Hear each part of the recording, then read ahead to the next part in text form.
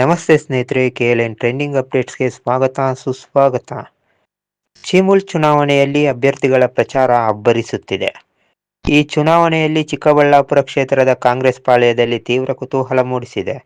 ಅದೇನದು ಅಂತ ಒಂದಷ್ಟು ಮಾಹಿತಿಯನ್ನ ನಿಮ್ಮ ಮುಂದೆ ಇಡ್ತೀನಿ. ಅದಕ್ಕೂ ಮುನ್ನ ನಮ್ಮ ಚಾನಲ್ ಅನ್ನು ಇನ್ನೂ ಸಬ್ಸ್ಕ್ರೈಬ್ ಆಗಿಲ್ಲ ಅಂದ್ರೆ ಈಗಲೇ ಸಬ್ಸ್ಕ್ರೈಬ್ ಆಗಿ ಬೆಲ್ ಐಕಾನ್ ಮೇಲೆ ಕ್ಲಿಕ್ ಮಾಡಿ. ಚಿಕ್ಕಬಳ್ಳಾಪುರ ಜಿಲ್ಲೆಯ ಮೊಟ್ಟಮೊದಲ ಚೀಮೂಲ್ ಚುನಾವಣೆ ಕಾಂಗ್ರೆಸ್ ಸರ್ಕಾರ ಅಧಿಕಾರದಲ್ಲಿರುವುದರಿಂದ ಕಾಂಗ್ರೆಸ್ ಮುಖಂಡರ ಪಾಲಿಗೆ ಪ್ರತಿಷ್ಠೆಯಾಗಿ ಪರಿಣಮಿಸಿದೆ. ಚೀಮೂಲ್ ರಚನೆಯ ಬಳಿಕ ಚಿಕ್ಕಬಳ್ಳಾಪುರ ಮತ್ತು ಪೆರೇಸಂದ್ರ ಕ್ಷೇತ್ರಗಳು ರಚನೆಯಾಗಿದೆ. ಚಿಕ್ಕಬಳ್ಳಾಪುರ ಕ್ಷೇತ್ರಕ್ಕೆ ಈ ಹಿಂದಿನ ನಿರ್ದೇಶಕ NC ವೆಂಕಟೇಶ್ ಮತ್ತು ಜಿಲ್ಲಾ ಗ್ಯಾರಂಟಿ ಯೋಜನೆಗಳ ಅನುಷ್ಠಾನ ಪ್ರಾಧಿಕಾರದ ಅಧ್ಯಕ್ಷ ಯಲುವಳ್ಳಿ ಎನ್ ರಮೇಶ್ ಅಭ್ಯರ್ಥಿಗಳಾಗಿದ್ದಾರೆ. ಇವರಿಬ್ಬರ ನಡುವೆ ಪೈಪೋಟಿ ಎದುರಾಗಿರೋದು ಕೈಪಾಳ್ಯದಲ್ಲಿ ಇಕ್ಕಟ್ಟಿನ ಪರಿಸ್ಥಿತಿ ನಿರ್ಮಾಣಗೊಂಡಿದೆ. ಇವರು ಸಹ ಚಿಕ್ಕಬಳ್ಳಾಪುರ ವಿಧಾನಸಭಾ ಕ್ಷೇತ್ರದ ಕಾಂಗ್ರೆಸ್ನ ಪ್ರಮುಖ ನಾಯಕರು. ಇದೀಗ ಇವರ ಸ್ಪರ್ಧೆಯಿಂದ ಕಾಂಗ್ರೆಸ್ನಲ್ಲಿ 2 ಗುಂಪುಗಳಾಗಿ ಪರಿವರ್ತನೆಗೊಂಡಿದೆ. ಕೆಲವರು NC ವೆಂಕಟೇಶ್ ಪರ ಪ್ರಚಾರ ನಡೆಸಿದ್ರೆ ಇನ್ನೂ ಕೆಲವರು ಯಲುವಳ್ಳಿ ಎನ್ ರಮೇಶ್ ಪರವಾಗಿ ಪ್ರಚಾರ ನಡೆಸಿದ್ದಾರೆ. ಈ ಕ್ಷೇತ್ರದಲ್ಲಿ ಒಟ್ಟು 84 ಮತದಾರರಿದ್ದಾರೆ. ಸಂಪರ್ಕ ಮತ್ತು ಪ್ರಭಾವ ಸೋಲು ಗೆಲುವಿನ ಲೆಕ್ಕಾಚಾರಗಳನ್ನು ಮಾಡಲಿವೆ.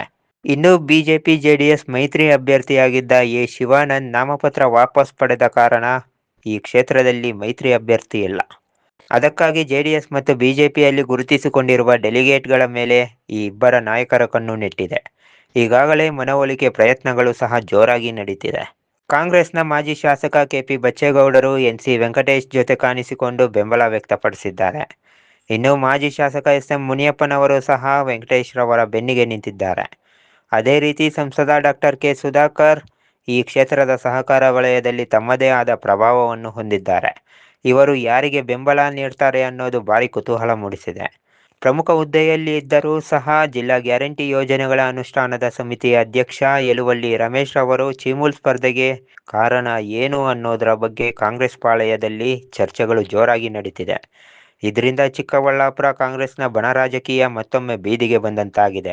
ಇನ್ನು ಕೋಚುಮುಲ್ ನಿರ್ದೇಶಕರಾಗಿದ್ದ ವೇಳೆ ತಾವು ಮಾಡಿದ್ದ ಕೆಲಸಗಳನ್ನು ಮುಂದಿಟ್ಟುಕೊಂಡು ವೆಂಕಟೇಶ್ ಮತ ಕೋರುತ್ತಿದ್ದಾರೆ.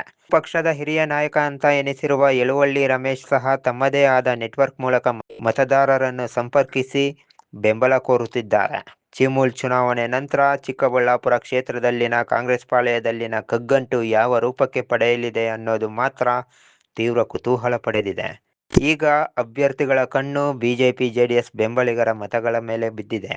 ಸಂಸದ ಸುಧಾಕರ್ ಒಲವು ಯಾರ ಪರವಾಗಿರುತ್ತೋ, ಮೈತ್ರಿ ಬೆಂಬಲಿಗರಿಗೆ ಯಾರಿಗೆ ಮತ ಹಾಕಲು ಸೂಚಿಸುತ್ತಾರೋ ಎಂಬುದು ರಾಜಕೀಯ ವಲಯದಲ್ಲಿ ತೀವ್ರ ಚರ್ಚೆಗೆ ಗ್ರಾಸವಾಗಿದೆ.